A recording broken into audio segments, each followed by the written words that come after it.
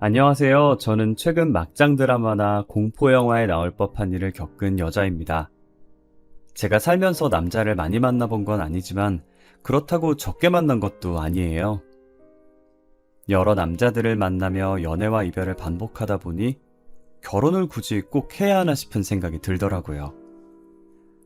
어른들이 보통 남자를 만날 때 그놈이 그놈이라는 말 많이 하시잖아요. 그 말처럼 연애를 해보니 다 그놈이 그놈같이 똑같게 느껴져서 점점 결혼 생각이 없어지더라고요. 그런데 그런 생각을 꺾게 만든 게 남편이었어요. 저희 남편을 만나면서 참 특이한 사람이다, 같이 살면 재밌겠다라는 생각을 하다가 어느새 결혼까지 하게 되었네요. 남편은 제게 고백했던 것도 보통의 고백과는 많이 달랐어요. 소연씨, 저 오늘 아니면 이 말 영원히 못할 것 같아서요. 무슨 말인데요? 도대체 무슨 말이길래 표정이 심각해요? 데이트를 마치고 집으로 가는 길에 남편이 제 손목을 잡고 돌려 세우더니 뜸을 들이고 머뭇거리는 거예요. 저는 드디어 남편이 제게 고백한다는 생각에 마음이 들떠 있었어요. 고백하면 바로 받아주겠다며 속으로 쾌재를 부르고 있는데 대뜸 자신의 가정사를 말하더라고요. 소연씨, 저는 남들과는 다르게 부모님이 안 계세요. 두 분 다 오래전에 돌아가셨거든요. 네? 저는 상혁씨가 겉보기엔 밝아 보이셔서 그런 아픔이 있는지 몰랐어요. 그런 표정으로 보실 필요 없어요. 오래된 일인걸요. 제가 가족에 대한 정이 뭔진 잘 모르지만 소연 씨한테 어떤 남자들보다도 더 잘해줄 자신 있어요.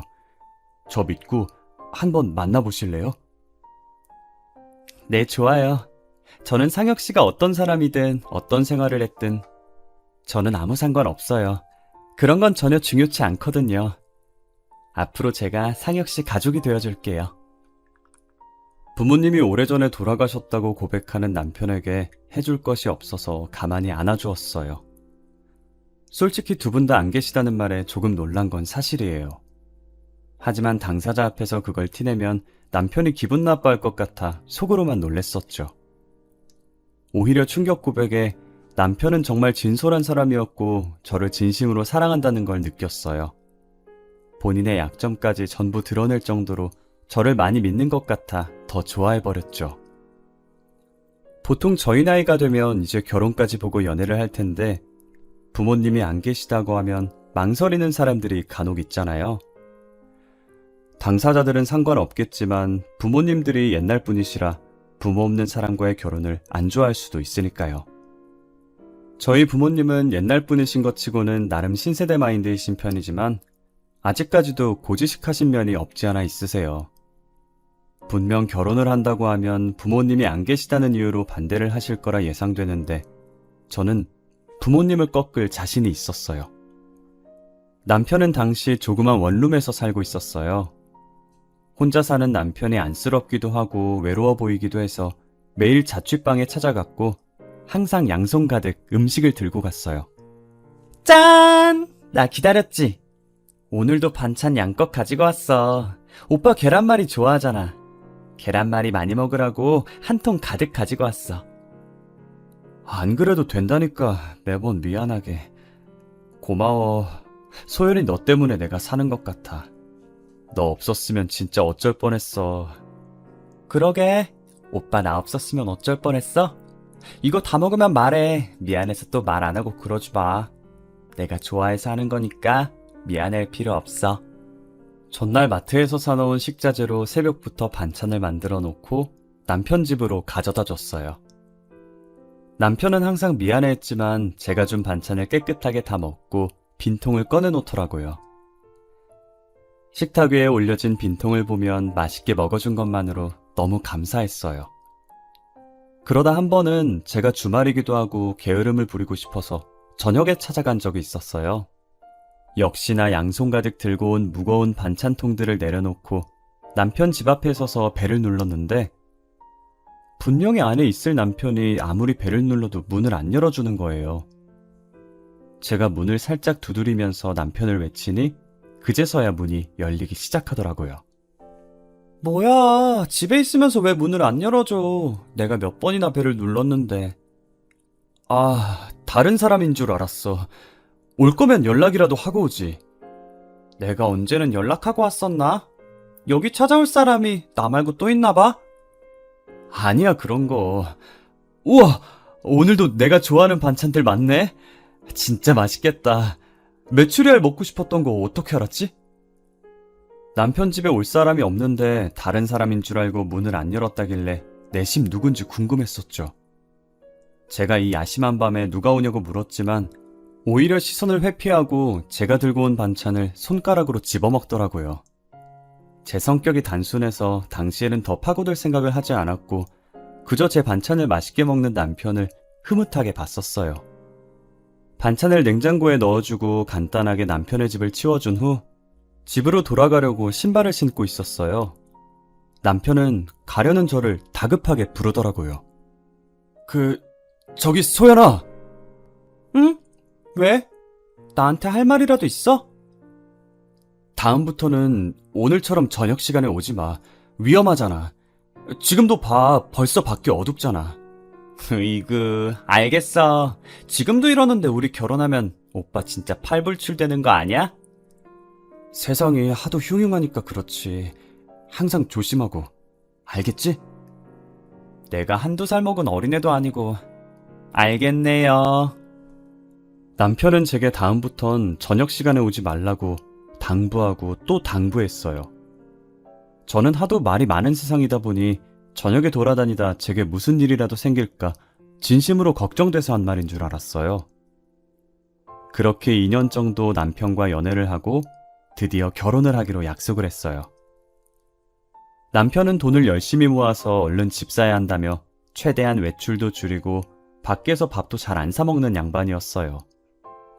물론 데이트도 제 자취방이나 남편 자취방에서 영화 보고 배달 음식 시켜 먹는 게 다였는데 어느 날 남편이 자취방이 아닌 레스토랑에서 저를 부르더라고요. 뭐야? 보너스라도 받았어? 갑자기 웬 레스토랑? 레스토랑도 레스토랑인데 우리 밖에서 만나는 거 진짜 오랜만 아니야? 그러게, 얼마만이지? 마지막으로 밖에서 데이트한 게 언제인지도 기억도 안 날 정도네. 뭐야 오빠, 레스토랑이라고 꾸미고 나온 거야? 머리도 올렸네? 그러는 너는? 매일 추리닝 입다가 오늘 원피스 입고 나와놓고 어디서 사돈 낱말하고 있어. 나 향수도 1년 반 만에 뿌려보잖아. 그래도 레스토랑인데 패션에 힘 좀 써야지. 안 그래? 그래서 뭔데 왜 레스토랑에서 보자고 한 거야? 진급했어? 저는 간만에 밖에서 데이트하는 거라 많이 들떴었어요. 그리고는 화장을 수정하려고 가방에서 립스틱을 꺼내 바르고 있었어요. 남편은 제가 들고 있던 거울 밑으로 조그만 상자를 내밀더라고요.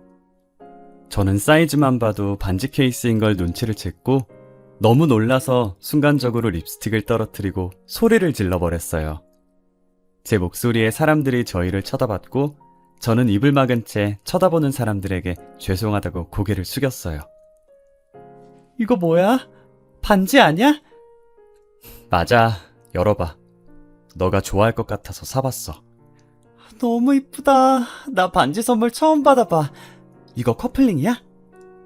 결혼 반지 겸 커플링? 소연아, 우리 결혼하자.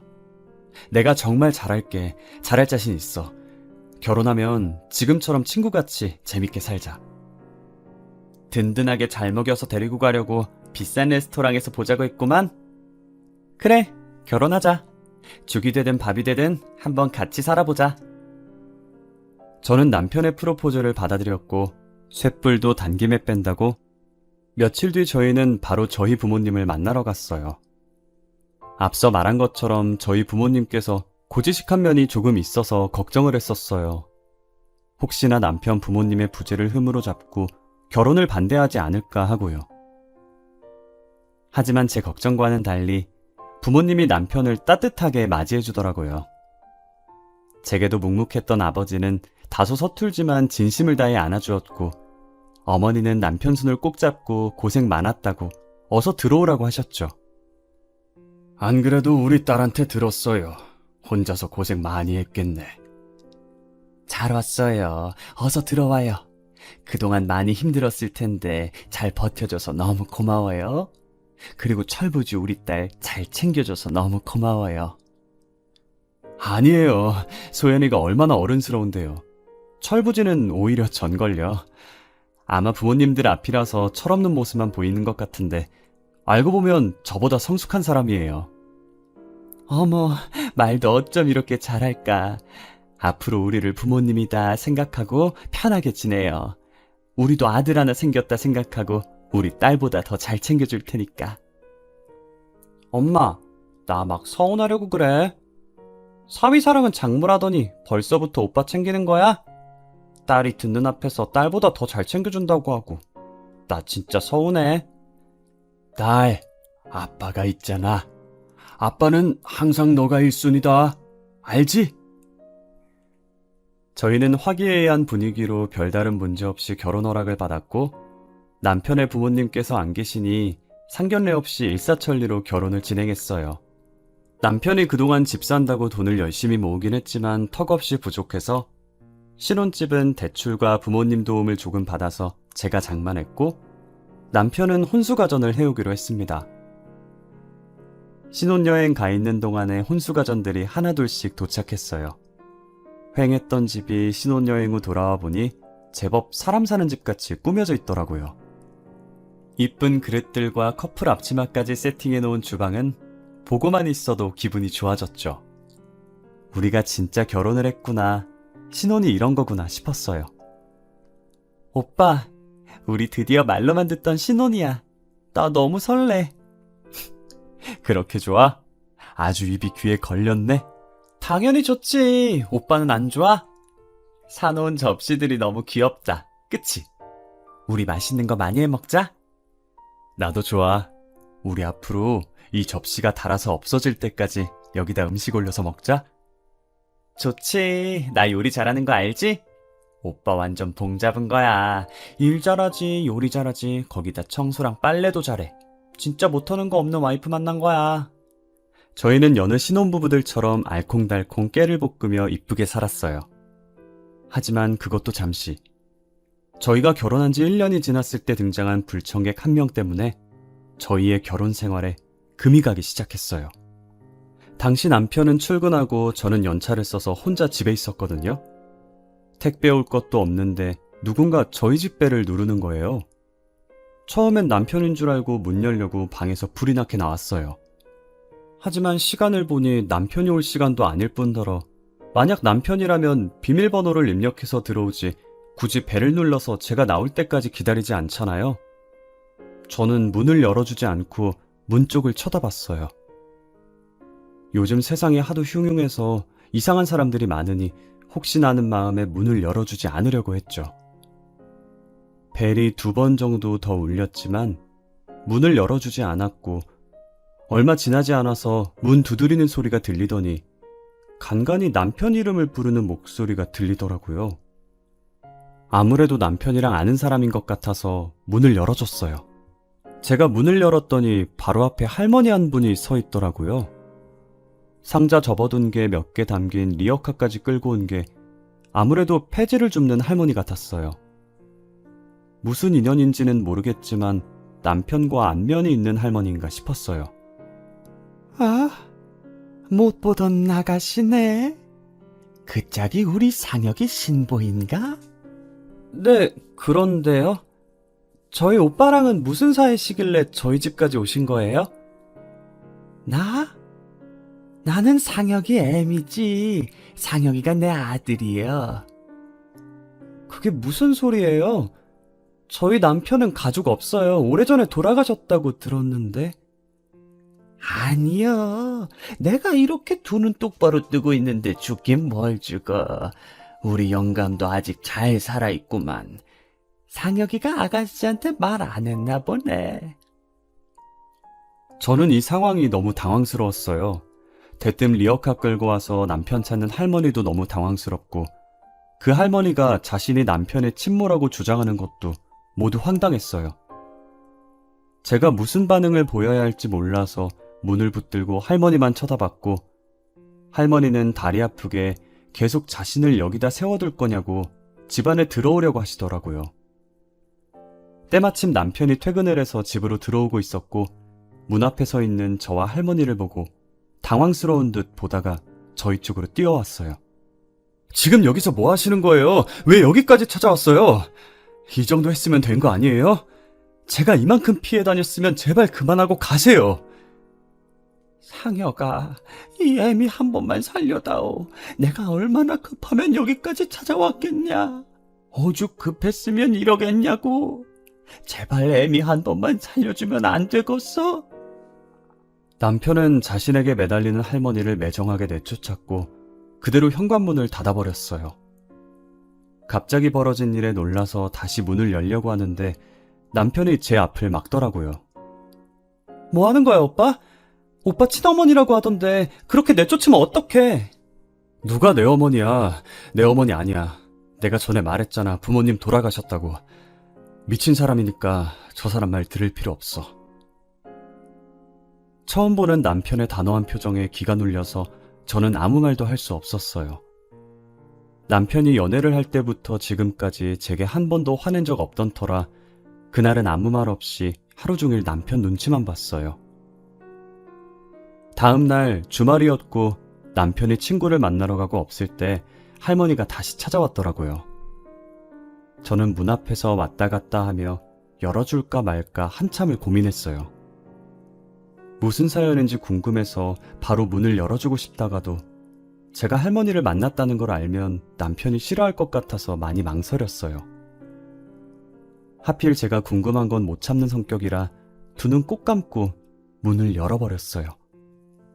그리고 서서 할 얘기는 아닌 것 같아 할머니를 저희 집 안으로 들어오게 했어요. 물 한 잔을 할머니께 건네면서 남편과는 무슨 사이인지 여쭤봤어요. 혹시 실례가 안 된다면 저희 남편과 어떤 사이인지 자세히 설명해 주실 수 있나요? 안 그래도 그거 말해주려고 찾아온 거요.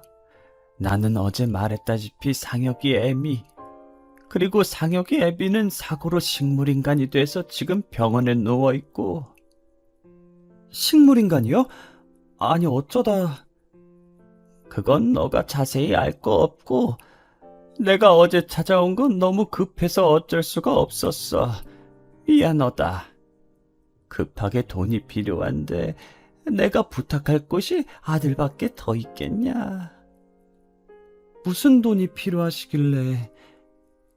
우리 상혁이한테 여동생이 하나 있는데 그것이 사고를 쳐서 임신을 한 거예요. 돈이 없어서 결혼식도 못 올리고 지 신랑이랑 따로 살고 있더라고. 아가씨 남자친구 쪽에서는 지원 못 해주신대요? 우리 집 가난한 집안이라고 결혼 허락도 안 해주는데 지원을 해주겠어? 그쪽 집안에서 나보고 3천만 원 혼수해올 자신 있으면 결혼 허락해준다더라. 네? 3천만 원이요? 그래, 3천만 원. 내가 당장 3천만 원이 어딨겠어. 그래서 염치 없는 거 알지만 울며 겨자 먹는 심정으로 여기까지 오게 된 거요. 혹시 3천만 원 있으면 어떻게 안 될까? 제가 3천만 원이 어디 있어요. 그리고 이건 제가 혼자 결정할 문제가 아닌 것 같아요. 제가 남편한테 말해볼 테니까 일단은 댁으로 돌아가 계세요. 아유, 고마워. 꼭 우리 아들한테 말 좀 잘 부탁함세.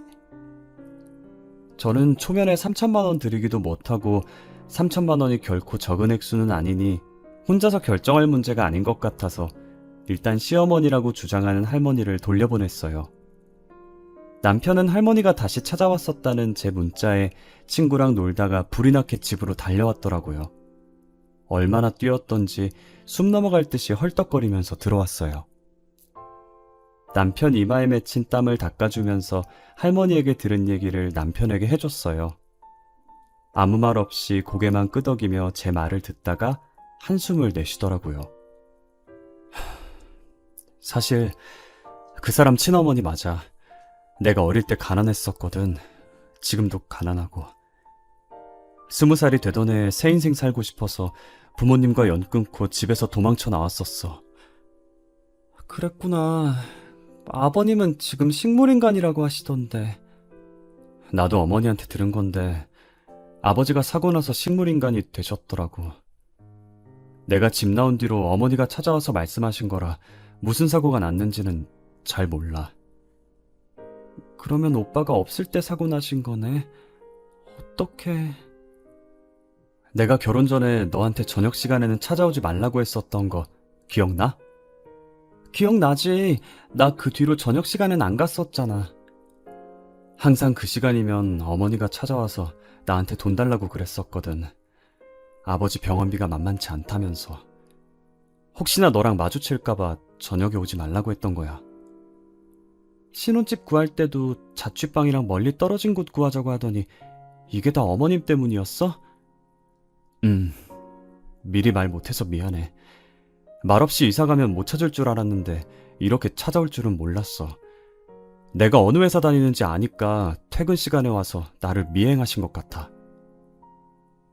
시어머니는 결혼 전에 남편한테 돈 달라고 계속 찾아왔었다고 하더라고요. 남편도 처음에는 낳아주고 키워준 정이 있어서 돈 달라고 할 때마다 줬었대요. 돈 주는 버릇을 하다 보니 시어머니는 습관처럼 남편을 찾아왔고 남편은 그런 시어머니에게 진절머리가 나서 도망치려고 했고요. 결혼 후 1년 동안 안 찾아온 건 신혼집을 멀리 가는 바람에 남편을 찾지 못했던 거예요. 남편이 회사랑 거리가 먼 곳인데도 불구하고 이 집을 계속 고집한 이유가 뭔가 했는데 자신의 자취방이랑 멀고 시어머니가 찾아오지 않을 것 같아서 그랬던 것이었어요. 미안해. 내가 미안하다는 말 말곤 할 말이 없네. 그런데 항상 같은 시간에 오시다가 왜 어제는 일찍 오셨을까? 오늘은 나한테 사실대로 말해주려고 온 거라고 쳐도 말이야. 어제는 뭐 때문에...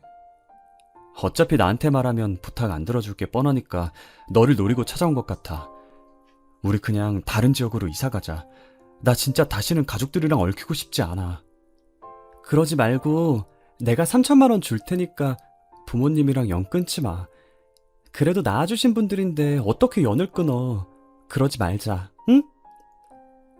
낳아준 부모님이랑 연 끊겠다는데 제가 어떻게 가만히 보고만 있겠어요. 저는 남편에게 그러지 말라고, 그러다 나중에 후회한다며 며칠간 설득을 했어요. 결국 저의 끈질긴 설득으로 남편은 연을 끊지 않기로 했고 제가 준 3천만 원을 어머님께 드렸어요. 그러고 며칠 뒤 제게 발신번호 제안으로 전화가 온 거예요. 혹시나 보이스피싱일까봐 받을까 말까 망설였지만 호기심을 못 견디고 전화를 받았어요. 저는 아무 말도 없이 가만히 듣고만 있으니 30초 뒤 스피커 너머로 어떤 여자 목소리가 들리더라고요. 여보세요? 뭐야, 받은 거야, 만 거야?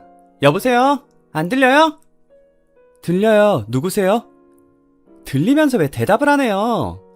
저 상혁 오빠 전 여자친구인데요. 앙칼진 목소리의 주인은 다름 아닌 남편의 전 여자친구였어요. 전 여자친구라는 말에 짧은 시간 동안 수만 가지 생각이 스쳐 지나갔어요. 도대체 전 여자친구가 내게 무슨 볼일로 전화를 한 걸까? 혹시나 남편을 다시 내놓으라는 전화일까? 짧은 순간에 막장 드라마 한 편 만들었죠. 그래서요? 전 여자친구분이 무슨 일로 저한테 전화 주신 거죠? 궁금한 게 있어서요. 제가 2년 전에 상혁 오빠랑 결혼까지 약속했었거든요. 결혼 날짜도 잡았었고요. 그래서요? 그게 뭐 어쨌는데요? 결혼 3일 남았을 때였나 4일 남았을 때였나 어머님이 저를 찾아오셔서 식물인간인 시아버지 병간호를 부탁했었거든요. 며느리니까 당연히 해야 한다면서. 그쪽한테는 그런 부탁 안 하셨어요? 어머님께서 그런 부탁을 하셨었다고. 왜 그래요? 무슨 일 있어요? 왜 갑자기 소리를 지르고 그래요? 귀 아프게. 전 여자친구라는 사람은 남편이랑 결혼까지 약속했었는데 결혼하기 이틀 전에 파혼을 했다더라고요. 당시에도 남편이 부모님이 없다고 해서 그 여자도 남편한테 부모님이 없는 줄 알았대요. 그런데 결혼하기 3일 전쯤에 자신이 시어머니라고 주장하면서 시아버지 병간호를 부탁했다는 거예요. 그래서 파혼을 했는데 저한테는 그런 말 없었냐고 물어보더라고요. 저는 그런 말을 들은 적이 없어서 진짜냐고 그 여자한테 되물어보려고 하는 순간에 저희 집 벨이 울렸고 마치 공포영화처럼 현관문 벨이 울리면서 인터폰에 시어머니 얼굴이 비치더라고요. 이 타이밍에 시어머니 얼굴이 떠서 놀란 나머지 소리를 지르면서 들고 있던 휴대폰을 떨어뜨렸어요. 소리 지른 게 바깥까지 다 들렸는지 제가 있다는 걸 알고 시어머니는 문을 미친 듯이 두드렸어요. 벨을 눌렀다가 문을 두드렸다가 진짜 공포영화 한 장면인 것처럼 난리도 아니었어요. 제가 문을 열어주지 않자 스스로 열어보려고 손잡이를 잡고 계속 돌리는데 덜컹거리는 소리가 너무 선명하게 들려서 공포감이 들었어요. 저는 떨리는 손으로 문을 열었고 시어머니는 웃으면서 집 안으로 들어오더라고요. 그러더니 자연스럽게 거실에 있는 소파에 앉으시더니 제게 종이를 내미는 거예요. 내가 긴히 너한테 부탁할 게 있어서 왔구만. 이거 받아. 팔 떨어져. 어머님, 이게 뭐예요? 내가 글자 몇 개 적어봤는데 한번 펼쳐봐. 시어머니께서 건넨 종이를 조심스럽게 펼쳐서 봤는데 안에 뭔가가 적혀 있더라고요. 병원 이름과 호실, 그리고 시아버지의 이름으로 보이는 사람 이름 하나가 적혀 있었어요. 저는 이미 남편의 전 여자친구에게 들은 게 있으니 설마 하는 마음으로 시어머니를 쳐다봤어요. 뭐예요, 이거? 이걸 왜 저한테... 뭐긴 뭐요. 네 시애비 있는 병원이지. 밑에 있는 이름은 네 시애비 이름. 거기에 적힌 병원으로 가면 그 이름 적힌 병실이 있을 게다. 내일부터 거기 찾아가면 돼. 제가 여길 왜 찾아가요? 내가 거길 왜 찾아가라고 하건니? 눈치가 이렇게 없어서요, 원. 며느리가 시아버지 보는 건 당연한 의무 아니겠어? 앞으로 네가 찾아가서 병간호 해. 결국 시어머니께서는 이걸 노린 것이었어요. 남편한테는 돈을 노리고 며느리한테는 시아버지 병간호를 노린 거죠. 그동안 남편이 왜 부모랑 연을 끊으려고 했는지 잘 알겠더라고요. 저는 병원이 적힌 종이를 찢어서 시어머니 얼굴에 던졌어요. 이것이 지금 뭐 하는 거요? 이게 어디서 배워먹은 버르장머리냔 말이요? 저 내일 당장 변호사 찾아가서 이혼 절차 밟을 거예요. 이혼하면 더 이상 며느리 아니죠? 저는 며느리가 아니라서 병간호할 수 없으니 어머님이나 실컷 하세요. 이게 지금 뭐라고 하는겨? 그리고 여긴 제 집이니까 나가주시겠어요? 남이 저희 집에 있는 거 굉장히 불쾌하네요. 저는 이제 이혼할 거라고 더 이상 며느리 아니니 시아버지 병간호를 할 수 없다며 시어머니를 집에서 내쫓았어요. 그리고 퇴근하고 들어온 남편에게 시어머니와 있었던 일을 이야기했고 이혼을 하자고 했어요. 우리 이혼하자. 오빠가 좋은 사람인 거 너무 잘 알아. 하지만 어머님이 살아계신 한 우리가 아무리 이사를 가도 어떻게든 찾아서 쫓아오실 뿐이야. 나는 어머니 감당 못하겠어. 그래, 그러자. 이혼해. 내가 대신 사과할게. 정말 미안해. 저는 남편과 합의 이혼을 했고 재산 분할이나 위자료 없이 정말 깔끔하게 이혼을 했어요. 집은 제가 산 거라 남편만 짐을 챙겨서 나갔어요. 남편은 그동안 모은 돈으로 어찌저찌 투룸 전세를 구했더라고요. 혼수 가전들은 남편이 해온 것이니 전부 남편의 집으로 보내줬어요.